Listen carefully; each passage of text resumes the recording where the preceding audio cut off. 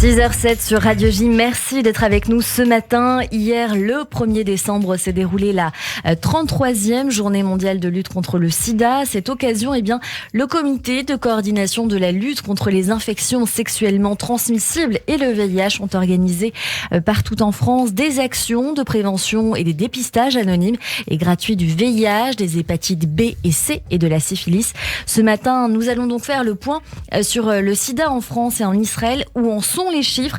Quels sont les moyens de lutter? Les recherches vont-elles aboutir un jour sur un vaccin et un médicament, alors que les premiers signes de l'épidémie de sida ont été identifiés dans les années 70 et que les scientifiques travaillent d'arrache-pied pour éradiquer le virus, classé pandémie mondiale depuis 2002. Christophe Dard, vous avez préparé ce dossier et d'abord vous avez quelques statistiques sur le VIH dans le monde. Je rappelle, car il faut bien distinguer les deux, que le virus de l'immunodéficience humaine est responsable du sida, le stade ultime de la maladie en absence de traitement pour contrer le virus. Eh oui, exactement, à bien distinguer VIH et sida, car on a tendance à confondre les deux. Toujours est-il que 37,7 millions de personnes vivaient avec le VIH l'année dernière dans le monde, dont 1,5 million nouvellement infectés. Plus de 680 000 personnes sont décédées de maladies liées au sida toujours l'année dernière. Depuis le début de l'épidémie de sida en 1981, 79,3 millions d'individus ont été infectés par le VIH dans le monde et 36 millions, plus de 36 millions décédés des suites de maladies liées au sida, donc depuis ces 40 dernières années. Je précise, Cyrielle, que ces chiffres sont toutefois heureusement inférieurs à ceux des pics enregistrés à la fin des années 90 et au début des années 2000. Oui, mais il y a tout de même de très fortes disparités. C'est l'Afrique subsaharienne qui compte toujours le plus grand nombre de personnes et qui vivent avec le VIH. Oui, l'Afrique subsaharienne qui abrite à elle seule les 2/3 des personnes vivant avec le virus. C'est vraiment, en plus on peut dire, la double peine, car ce sont aussi les pays de cet espace du globe qui ont le moins accès aux vaccins contre la Covid-19. Or, on sait que les personnes vivant avec le VIH subissent des conséquences plus graves et présentent des comorbidités plus importantes à cause de la Covid que les personnes qui ne vivent pas justement avec le VIH. Il faut aussi relever que comme au début de l'épidémie, ce sont toujours les mêmes catégories de personnes qui sont les plus touchées. En 2021, le sida continue effectivement de toucher en majorité les hommes gays et bisexuels, les travailleurs et travailleuses du sexe, les personnes transgenres, les personnes usagères de drogues injectables et les migrants.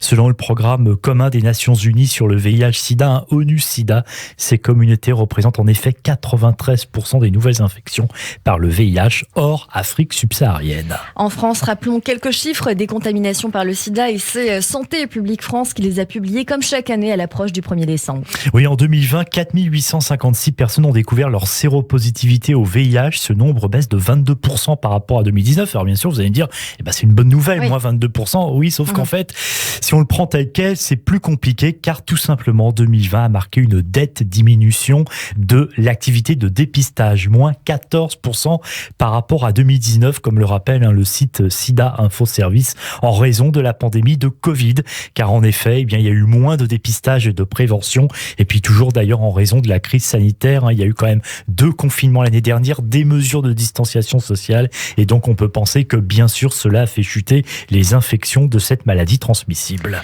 On peut d'autant moins se réjouir que malgré les messages de prévention et notamment l'importance, on ne le rappellera jamais assez, de mettre un préservatif, les découvertes de séropositivité augmentent. Les rapports hétérosexuels représentent 53% de ces découvertes. Ce chiffre est de 42% pour les rapports sexuels entre hommes. Et là encore, le Covid a un impact direct sur les chiffres. Il faut donc bien les relativiser, car il y a une chute du nombre de découvertes de séropositivité chez les personnes nées à l'étranger, moins 28%, mais parce que tout simplement 2020 marque effectivement, comme on le sait, la baisse des flux migratoires. D'ailleurs, certaines données sont particulièrement inquiétantes, comme le chiffre des découvertes tardives de séropositivité qui a augmenté par rapport aux dernières années et a concerné tout de même l'an dernier 1500 personnes. Alors vous parliez de prévention, Christophe Dard, les associations sont inquiètes car les campagnes d'information et de prévention auprès des jeunes ont été suspendues. Oui, justement, en grande partie toujours à cause de la crise sanitaire, les personnes âgées de moins de 25 ans représentaient 13% des découvertes de séropositivité en 2019-2020 d'après Santé publique France, proportion similaire à celle observée ces dernières années.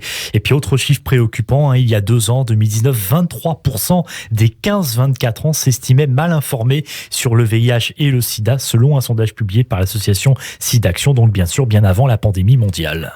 Alors pour Israël, les chiffres sont rares. De 1980 à 2014, un total de 8448 séropositifs a été dénombré dans le pays. Jusque dans les années 90, il était tabou de parler du sida. Les témoignages étaient peu nombreux, mais depuis, l'État juif lutte contre les discriminations liées à la maladie. Depuis le 1er octobre, les restrictions sur le don du sang imposées spécifiquement aux hommes homosexuels ont été levées. Et seules les personnes ayant eu des relations sexuelles à haut risque avec un nouveau partenaire ou plusieurs partenaires au cours des 3 derniers mois se voient interdire le don du sang sans distinction d'orientation sexuelle.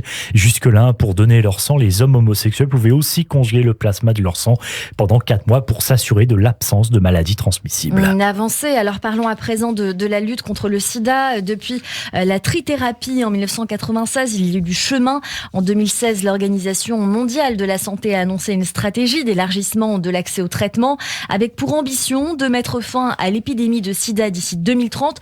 Où en est-on concrètement aujourd'hui, Christophe ? Eh bien, les choses avancent, mais timidement. À l'été 2019, des chercheurs américains parviennent à éliminer définitivement le virus chez des souris infectées, première mondiale. Même si du coup, la perspective d'une application chez l'homme n'est pas encore en vue, mais des combinaisons d'antirétroviraux, donc les traitements à prendre tous les 2 mois par simple injection intramusculaire sont en cours de mise sur le marché.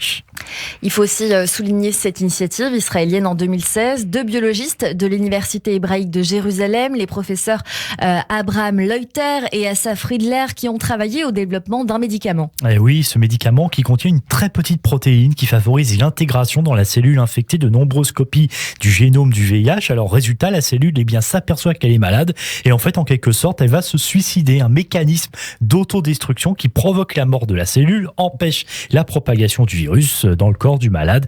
Et d'ailleurs, les tests étaient très probants. C'était des tests effectués à l'hôpital Kaplan de Rehovot à l'époque, puisque la nouvelle molécule ajoutée à des tubes contenant le sang de 10 patients atteints du sida et soignés sur place, montre qu'après 8 jours, le nombre de virus dans les échantillons sanguins avait baissé de 97%. Alors ça date de 2016. On ne sait pas trop aujourd'hui où ça en est 5 ans après. En tout cas, même si le Covid-19 et la recherche liée au vaccin a mis de côté les projets en cours, la recherche sur le sida pourrait à terme bénéficier de celle menée contre le coronavirus, et notamment grâce au vaccin à ARN messager. Et oui, plusieurs dizaines de vaccins contre le VIH sont actuellement à l'étude. Et l'un d'eux, lancé cet été justement par le laboratoire Moderna, qui joue un rôle évidemment dans le vaccin contre le Covid, comme on le sait, est basé sur cette technologie de l'ARN messager qui a fait donc le succès. Ces preuves de vaccination contre le Covid, mais évidemment il faudra attendre des années, Cyrielle, pour avoir les résultats, alors que rares sont les bonnes nouvelles, même si c'est important. Il y a quelques jours aux États-Unis, un 2e cas de guérison du VIH sans médicaments ni greffe a été recensé. Eh bien, c'est déjà une bonne nouvelle, mais en attendant, il faut donc se contenter des traitements, même si, hélas, il y a un accès encore inégal pour leur accès dans le monde. Merci beaucoup, Christophe Dard, pour ce dossier sur le sida à l'occasion de la Journée mondiale de lutte contre le